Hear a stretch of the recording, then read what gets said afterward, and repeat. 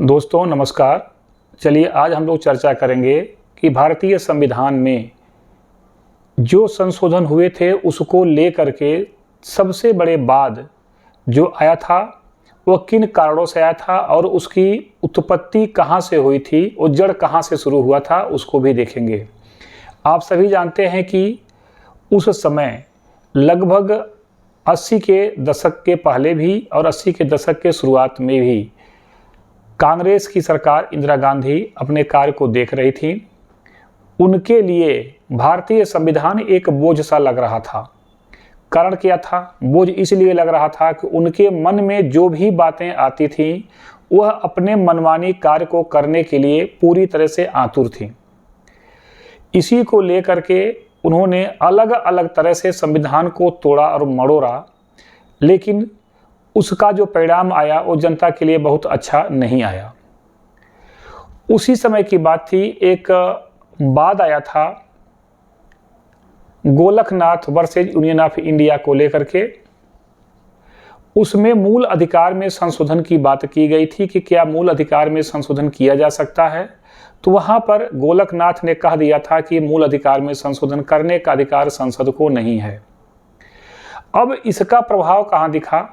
जब इतना इसने कहा, कोर्ट ने जब एक बातें कही, तो इंदिरा गांधी ने तत्काल एक संशोधन लाया जिसका नाम था 24वां संविधान संशोधन।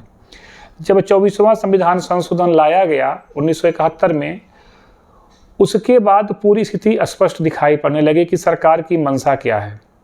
उसी बीच में आप जानते हैं कि एक दक्षिण का राज्य है केरल, दक्षिण पश्चिम का राज्य जो है केरल, वहाँ की सरकार ने भूमि संशोधन अधिनियम लाई।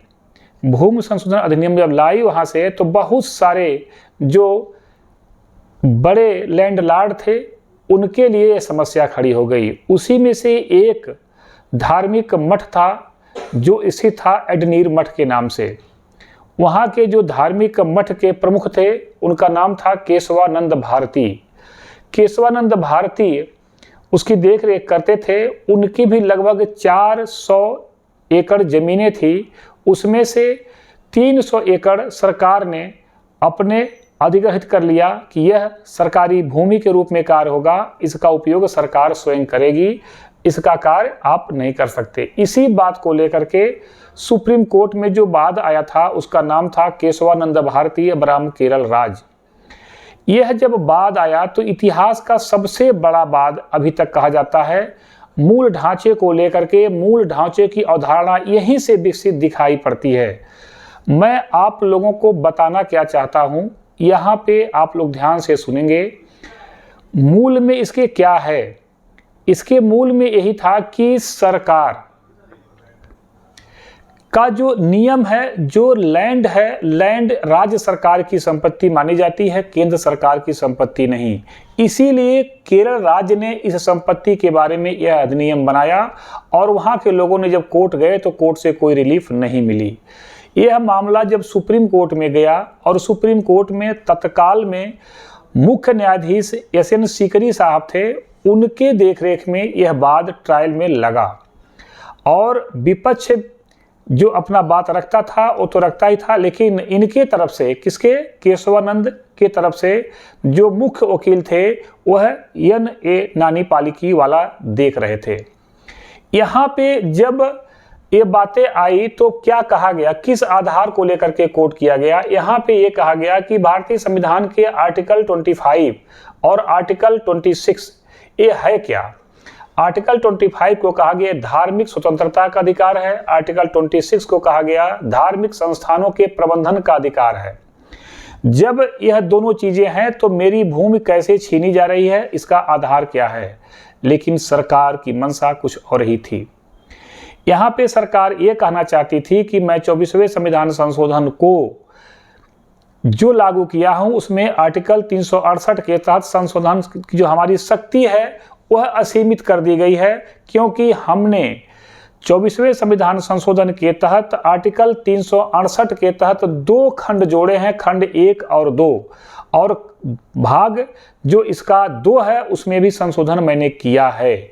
इसी के तहत जो भारतीय संविधान का आर्टिकल 13 है, जो विधि की परिभाषा करता है वहां पे भी हमने इस कार्य को कर लिया है।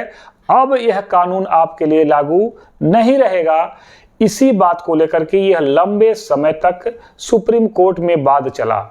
जब यह वाद चला तो उस समय 1971 की जो कहानी थी गोलकनाथ की, वह कहानी यहाँ पलट दी जाती है। कहाँ पे?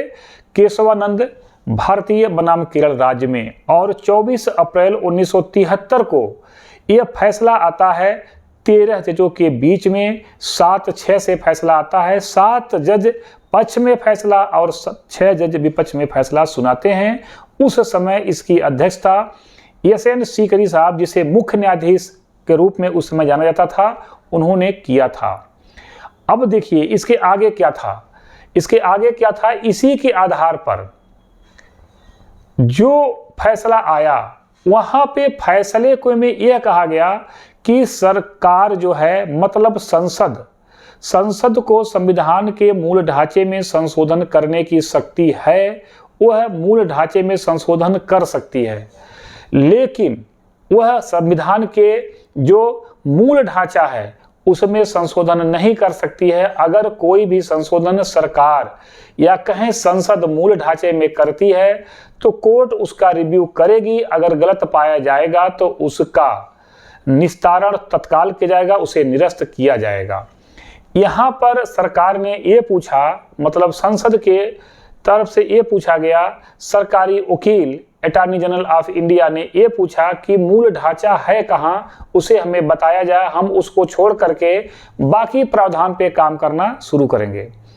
तो कोर्ट ने कहा कि मैं ऐसे किसी शब्द के द्वारा मूल ढांचे की परिभाषा नहीं दे सकता। जब जब आप संविधान को छेड़छाड़ करेंगे, कोई भी ऐसी क्रिया प्रतिक्रिया देंगे, उस समय मैं देखूंगा कि किस तरह से आप इसको छेड़छाड़ी कर रहे हैं, किस पार्ट को, किस आर्टिकल को, किस भाग को कर रहे हैं, तब मैं बता पाऊंगा और हर बार इसको देखा जाएगा। यही सबसे मुख्य बात जो केशवानंद भारती और केरल राज्य में निकल के आई, और पहले के जो भी निर्णय थे उसको पलटा गया। उससे बहुत नुकसान नहीं कहा जाएगा, लेकिन जो फायदा हुआ, ये फायदा हुआ कि संविधान का जो मूल ढांचा है वह बरकरार रखा जाएगा। क्यों रखा जाएगा? क्योंकि संविधान एक ऐसा दस्तावेज है जो सभी नागरिकों का विश्वास है। अगर सरकार अपने बहुमत के आधार पे संविधान को पूरी तरह से बदल दे तो नागरिक का महत्व ही खत्म हो जाएगा और बहुत सारे अधिकार हमारे खत्म हो जाएंगे। इसकी रक्षा की जिम्मेदारी जो है वो सुप्रीम कोर्ट की है।